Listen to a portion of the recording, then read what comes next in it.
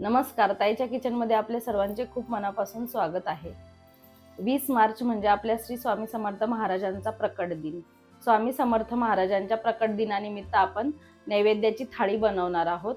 बासुंदी, पुरी, बटाट्याची भाजी, कांदा भजी, वरण भात, कुरडई असे साधे सोपे महाराजांच्या आवडीचे पदार्थ आज आपण बनवणार आहोत। त्यामुळे व्हिडिओ कुठेही स्किप न करता शेवटपर्यंत बघा।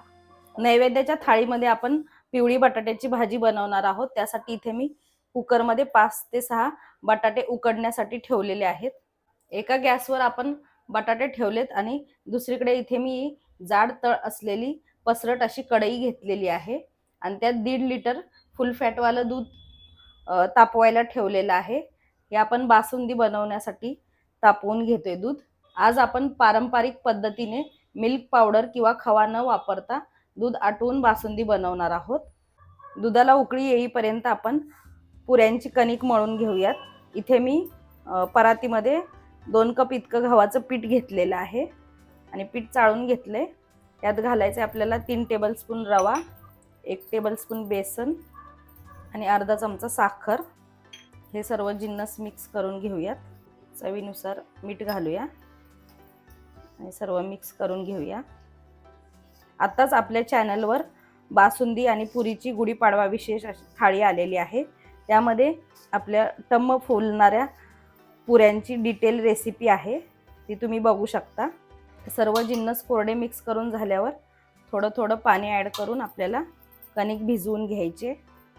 तेल पण विसरले मी, 1 चमचा तेल घालायचं, त्यामुळे पुऱ्या तेलकट होत नाहीत। चुकून मी आधी पाणी घातलं। आधी तेल घालून सर्व पिठाला तेल लावून घ्यायचं। थोडं थोडं पाणी ॲड करत घट्ट कणिक मळून घेऊया। तेल 1 चमचावरच घातलेलं आहे आणि ते साधं तेल घालायचं आहे, गरम करून नाही घालायचं। कणिक आपली घट्ट अशी भिजवून झालेली आहे। यात आपण झाकून ठेवूयात।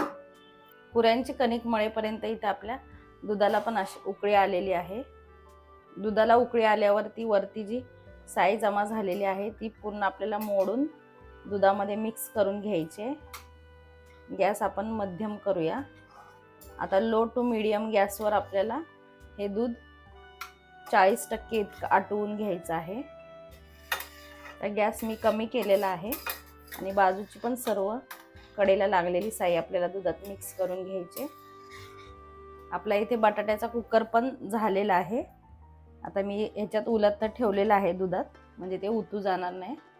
कढईची साई दुधात मिक्स करून झाल्यावर गॅस कमी करायचा आणि यात 10 ते 15 केशराच्या काड्या घालायच्या आहेत। केशर ऑप्शनल आहे, पण बासुंदीला रंग छान येईल आणि आधीच घातल्यामुळे दूध आटेपर्यंत व्यवस्थित पूर्ण केशरचा रंग बासुंदीमध्ये उतरेल। आता हे आपण लो टू मीडियम फ्लेमवर आटायला ठेवूयात। मध्ये मध्ये आपल्याला हे हलवत राहायचं आहे आणि नाहीतर ते तळाला लागेल आणि बाजूची साई मिक्स करत राहायचं आहे। कांदा भजीसाठी मी इथे 2 मध्यम आकाराचे कांदे असे उभे पातळ चिरून घेतलेले आहेत आणि त्यात आपल्याला मीठ घालायचं आहे आणि मीठ चांगलं चोळून घ्यायचं आहे त्याला, म्हणजे याला मिठामुळे चांगलं पाणी सुटेल। आणि हे झाकण ठेवून बाजूला ठेवून देऊया।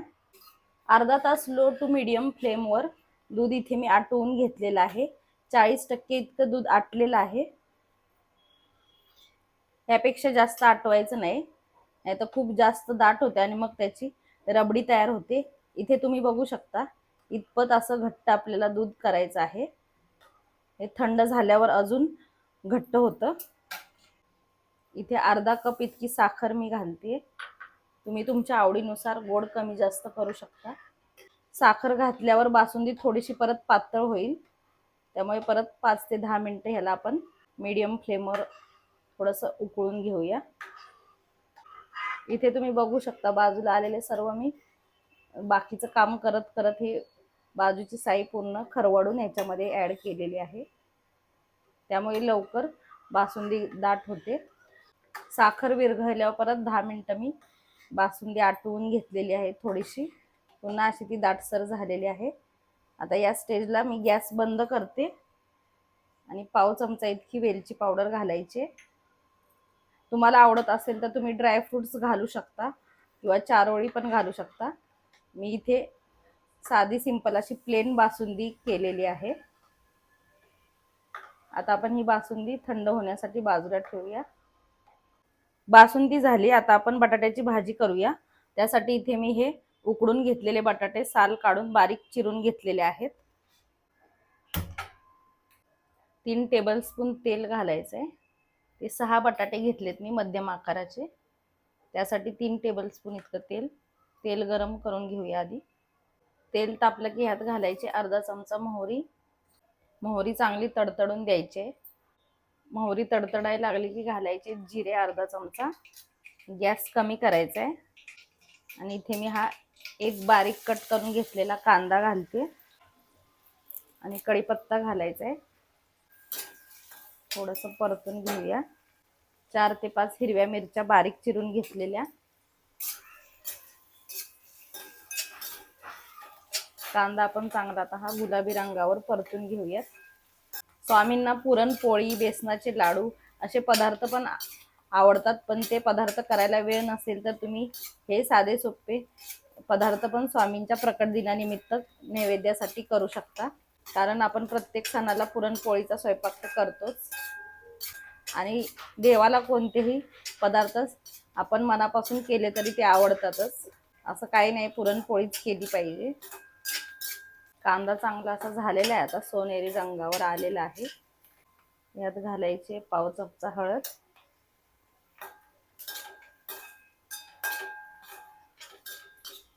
हळद आधी घालायची नाही तर हळद जळते.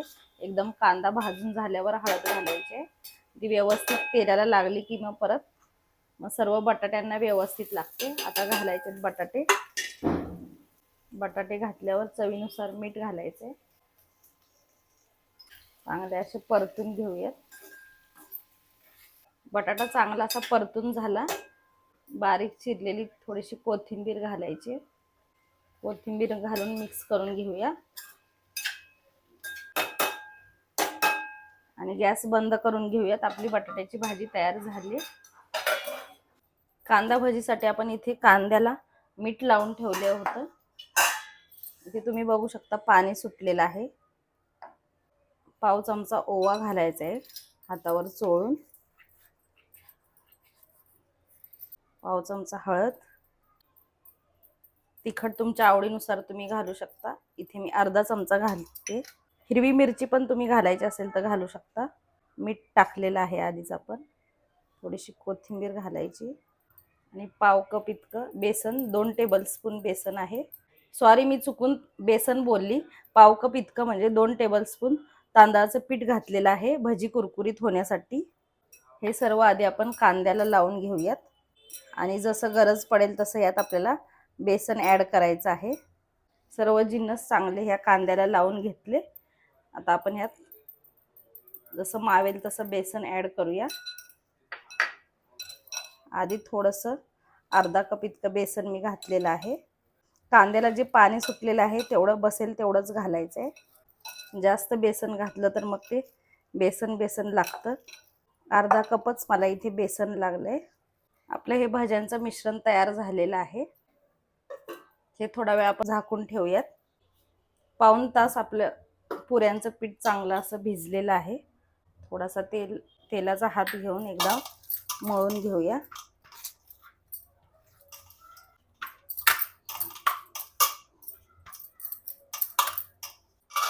कणिक चांगली मळून घेतल्यावर इथे मी 3-4 छोटे छोटे गोळे करून घेते.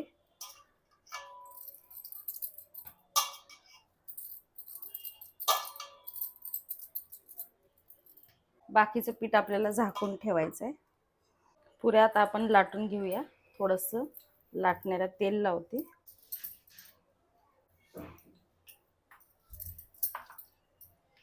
पुऱ्या जाडच लाटायच्या आहेत म्हणजे त्या फुगतात चांगल्या.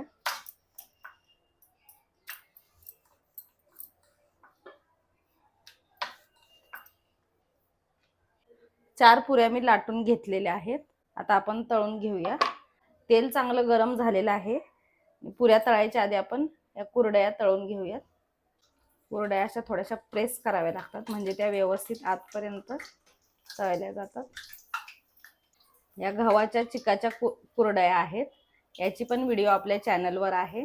तुम्हाला आता वाळवण करायचं असेल तर तुम्ही बघू शकता.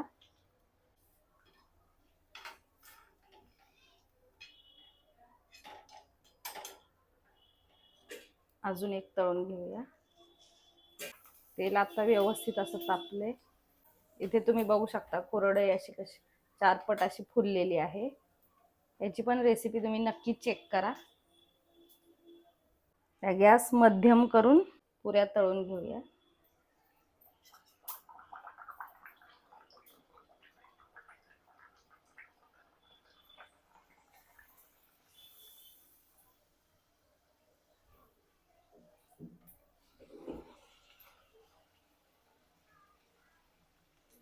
पुऱ्या जास्त वेळा अलट पलट करायच्या नाहीत. दोन्ही बाजूनी 1 ते 2 वेळा अशी चांगली खरपूस तळली गेली की इथे तुम्ही बघू शकता मस्त अशी खरपूस आपली पुरी झालेली आहे.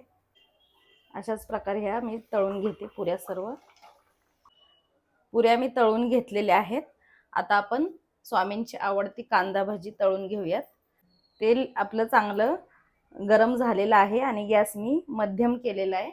आणि आता ही भजी आपण सोडूयात. ह्या भाज्यांना शेप द्यायचा नाही, हातात मिश्रण येईल तशी टाकायची आहेत.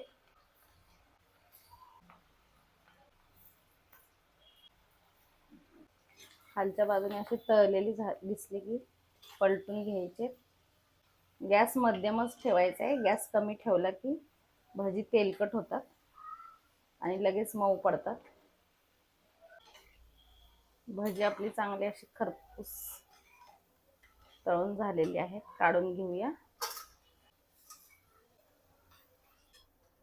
आणि राहिलेली भाजी पण मी अशीच तळून घेते. आपले सर्व पदार्थ तयार झालेले आहेत. आता आपण थाळी लावून घेऊया. मीठ, लिंबू, बासुंदी, भात, बटाट्याची भाजी, भजी, पुऱ्या, कुरडई.